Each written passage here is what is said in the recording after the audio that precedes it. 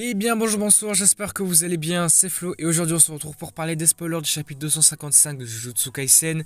Et du coup avant que la vidéo ne commence, je vous le rappelle, si vous voulez me soutenir et suivre les prochaines vidéos, n'oubliez pas de vous abonner à la chaîne et c'est parti pour ces spoils du chapitre 255 de JJK. Le chapitre va alors reprendre les événements du chapitre précédent.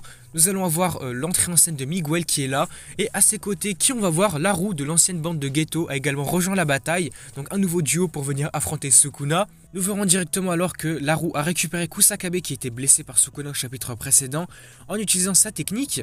Par la suite, le chapitre va entrer dans un flashback sur Yuta discutant avec Miguel et Laru. Donc Miguel va rejeter la demande de Yuta de combattre Sukuna en disant pourquoi doit-il combattre un monstre qui a la possibilité de gagner contre Gojo, ce qui est finalement bien arrivé, c'est assez fou de se dire ça quand même. Laru va tenter de convaincre Miguel en disant je te demande juste de nous aider à porter le coup final à l'être venu d'ailleurs, donc en parlant de Sukuna, qui sera épuisé après avoir combattu Gojo Satoru. Nous verrons Yuta et Laru qui vont tenter de convaincre Miguel en lui disant qu'il vaut mieux combattre Sukuna plutôt qu'un esprit maudit géant, donc la fusion, qui pourrait simplement écraser tout le pays, tout un pays, donc tout le Japon, comme l'aurait fait Godzilla par exemple, donc petite référence.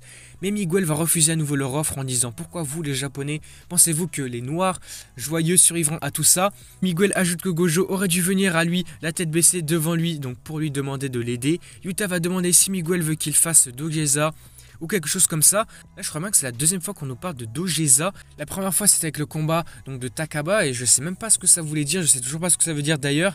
Donc si vous savez, n'hésitez pas à me faire part de ça dans les commentaires, ça sera intéressant de savoir. On continue alors avec Laru et Miguel qui ont ensuite une conversation en privé. Miguel va dire qu'il a tout fait parce qu'il voulait suivre Geto. Il a également rempli son obligation d'entraîner Yuta parce que Gojo l'a sauvé. Il ne veut donc plus être impliqué avec le Japon. Laru va ensuite dire que lui et Miguel devraient se battre ensemble de toutes leurs forces pour donner la paix à Geto. Laru va dire nous nous battons de toutes nos forces et disons à Geto de prendre soin de lui au paradis. Miguel va répondre tout d'abord il est certainement allé en enfer et pas au paradis. Miguel va dire qu'il a une condition. Donc la voici, il combattra Sukuna après que Gojo et Yuta aient perdu face à lui et quand Sukuna ne pourra plus utiliser son domaine, son territoire. Il veut aussi que Laru le rejoigne pour combattre Sukuna parce que c'est mieux s'il a plus d'amis. Et c'est ainsi que le flashback se termine, nous revenons au présent, donc au combat de Miguel et Laru contre Sukuna. Nous avons les deux qui vont remarquer que Sukuna ne peut pas utiliser son territoire, son sort d'inversion a également été affaibli et son cœur n'est pas guéri donc de l'attaque de Maki. Laru va utiliser sa technique occulte pour attraper Sukuna et le projeter contre un mur. Sukuna va ensuite envoyer des coups vers eux, mais Miguel va les éviter facilement, les esquiver et même sauter entre eux, là c'est vraiment super drôle sur cette page. Le narrateur va ensuite expliquer que la technique occulte de Laru s'appelle Earth Catch, donc capture du cœur, quelque chose comme ça. Donc elle peut attraper le sujet, donc une personne ou un objet je pense. La main imaginaire que crée Laru va se rétablir même si elle est détruite. Cependant, un dixième des dégâts seront redirigés vers lui. Donc j'imagine que là si on nous dit ça c'est que Sukuna pourrait le battre à l'usure. Donc en détruisant sa main petit à petit il recevrait beaucoup trop de dégâts. Sukuna va penser que la technique de Laru n'est pas amusante, mais celle de Miguel est en évidence. Cette technique s'appelle Akuna Lana. Elle aide son corps à trouver un rythme pour esquiver les fléaux et améliorer ses capacités physiques. Nous revoyons une fois de plus un petit flashback cette fois-ci court où Gojo va expliquer la technique de Miguel à Yuta. Gojo va dire qu'elle fait ressortir les buffs et les debuffs de lui-même et de l'adversaire sans utiliser de domaine. Donc elle fait ressortir ses points forts et ses points faibles. Gojo va ajouter que c'est une technique assez utile mais pas vraiment effrayante. Gojo va dire que les capacités physiques de Miguel sont vraiment effrayantes par contre. 99% des exorcistes sont japonais et ils utilisent l'énergie occulte pour se renforcer. Gojo ajoute que Miguel a une structure osseuse qui est plutôt rare, des muscles qui le font devenir alors une menace, comparé à un sorcier japonais, enfin un exorciste plutôt, là c'est la traque un peu foireuse, mais Miguel va refuser la déclaration de Gojo en disant que Gojo le qualifie ainsi parce qu'il est noir et que c'est juste de la discrimination envers lui, il y a des noirs qui ne sont pas athlétiques. Bon, Miguel dira ensuite je ne suis pas spécial parce que je suis noir mais parce que je suis moi. Gojo va lui dire qu'il est désolé, Miguel va dire bon c'est bon ok. Nous revenons alors sur le combat, Miguel va attraper les bras de Sukuna et va lui asséner un coup de poing qui est assez puissant, on le voit sur cette page. Immédiatement le dos de Sukuna est frappé par la supernova de Shozo. Et ouais le retour de Shozo et puis surtout le retour de Yuji. Yuji revient sur le combat. Il atterrit directement sur Sukuna et va le frapper. Le narrateur va expliquer que pour activer la slash du monde de Sukuna, Sukuna lui-même doit utiliser un signe de la main qui est nommé Enmaten, qui est notamment utilisé pour activer son territoire. Mais puisque Sukuna n'avait plus qu'un seul bras après le dernier violet de Gojo, il a utilisé le serment d'attache pour envoyer la slash mondiale sur Gojo sans signe de main. Mais après s'être transformé en sa forme ancienne, Sukuna doit maintenant utiliser à la fois le signe de la main, donc Enmaten, et l'incantation pour activer la slash mondiale. On voit que c'est un petit peu plus compliqué pour l'utiliser maintenant.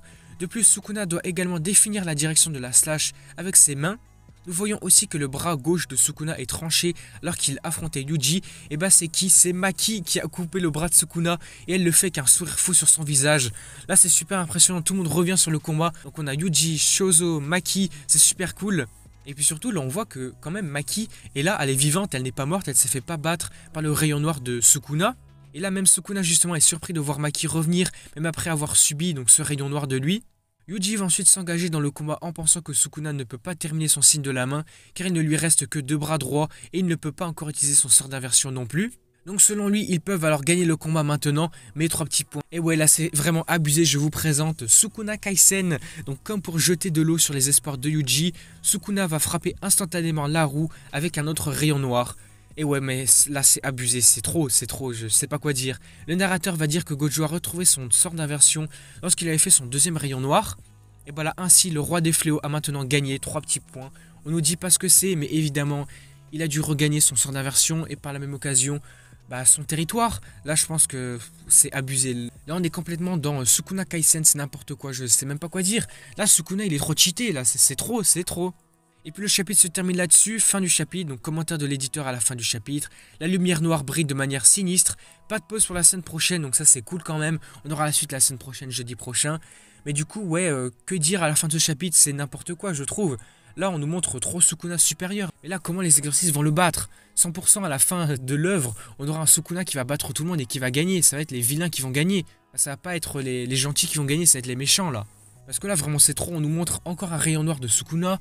Donc j'imagine qu'il va récupérer son sort d'inversion, son extension de territoire également. Donc là je pense vraiment que Sukuna est inarrêtable. Alors est-ce que potentiellement on aurait enfin peut-être une extension de territoire de Yuji qui pourrait venir contrer celle de Sukuna? Je ne sais pas. Mais en tout cas il faudrait quelque chose parce que là Sukuna est beaucoup trop cheaté vraiment. Du coup voilà, on va s'arrêter là pour cette vidéo. Si elle vous a plu, n'hésitez pas à liker, à commenter, à partager comme d'habitude. Et puis surtout n'hésitez pas à me faire part de vos avis, de vos théories, vos envies pour la suite dans les commentaires. Parce que là je sais même plus quoi penser, c'est n'importe quoi. Nous sommes dans Sukuna Kaisen, c'est la 3e fois que je le dis. Et puis également n'oubliez pas de vous abonner à la chaîne pour me soutenir et suivre les prochaines vidéos. Et du coup moi je vous dis à la prochaine.